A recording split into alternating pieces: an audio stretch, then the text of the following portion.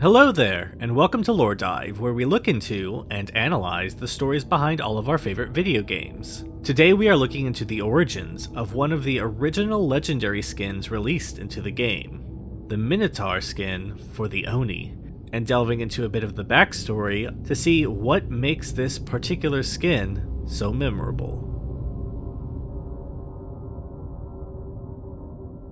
Ancient Greek and Roman mythologies talk of many different creatures created by the finicky and ruthless gods. The Chimera, Harpies, Merfolk. Yet few are quite as memorable as the Minotaur. While the Minotaur itself is just one such legend, it is an important one. That story has been passed down from generation to generation, even after the civilizations that created it have long since crumbled to dust. But what exactly was this creature? Where did it originate? To answer these questions, we must delve into the original ancient Greek mythology to learn how this creature wound up in the realm of the entity. The story of the Minotaur, also known as Minotaurus or Minos' bull, starts with King Minos of Crete.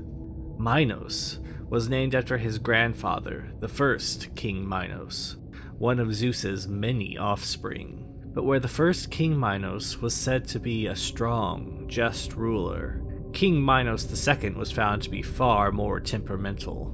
With his wife, Pasiphae, he sired 8 children: Ariadne, Androgeus, Deucalion, Phaedra, Glaucus, Catreus, Acacalis, and Xenodice. Granted, these were not his only children, as he had multiple from other sources.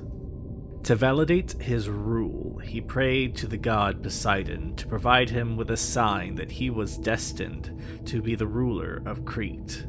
To do this, Poseidon provided King Minos with a beautiful snow-white bull, and gave him the task of sacrificing it to him. Minos, wanting the bull for his own, instead tried to sacrifice another bull in its place.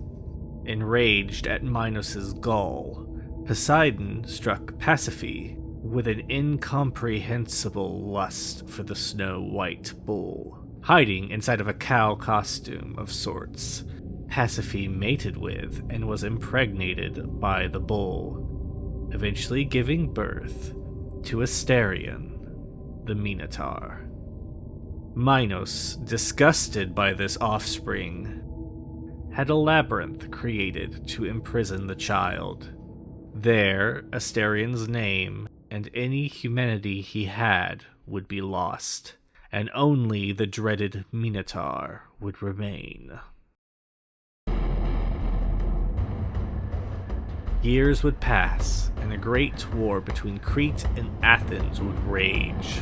In the carnage, one son of Minos, Androgeus, was killed by the Athenians. To avenge his death, Minos demanded that 7 Athenian youths and maidens would be sent in regularly to be devoured by the Minotaur.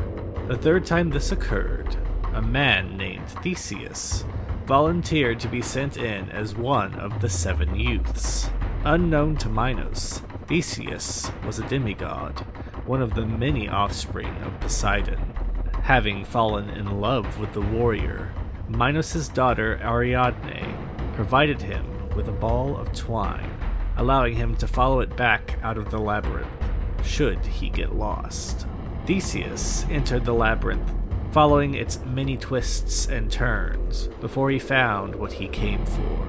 In front of him stood his quarry, taller than any mortal man and powerfully muscled. The man-bull that stood before him was now only a monster filled with incomprehensible rage. Whether through sword, club, or his own bare hands, Theseus managed to best the creature and lead the remaining Athenians out of the labyrinth. Time has passed, and the story of the Minotaur has changed and warped with time, though at its core remains the same. Many works of art have come and gone, using the creature as common fodder to be destroyed, an unlikely hero to save the day, and even a creature to be pitied, whose any chance at a normal life was stolen from him. Whether such a creature actually existed, or could exist in any of the many timelines that make up the varying realities, is hard to know.